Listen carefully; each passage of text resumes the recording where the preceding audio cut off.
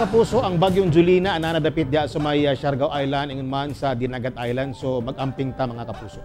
Busa ko mga kapuso inyong lugar bahaon ug kinahanglan namong mo bakwit na lang jud dayon no kay aron makalikay sa peligro. Though dili man siya ginatumbok ang Mindanao no, moadto siya ka pa north man siya. So pero bisan pa man niana kinahanglan gihapon nga magbantay labi natong mga mangingisda, likayan na lang ang mulawig or managat.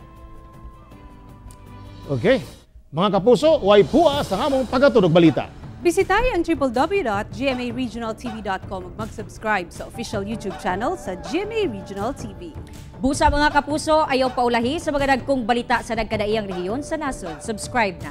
Ug mao kadto ang mga ulahing balita sa Mindanao karong adlaw. Ako si John D. Esteban. Dagang salamat sa inyong kanunay nga paguban ka namo matag adlaw. Ako si Sara Hilomen Velasco. Tungod ang mga balita sa atong palibot, importante alang kanamo. Kini ang GMA Regional TV 1 Mindanao. Tek Ocampo, buong puso para sa Pilipino.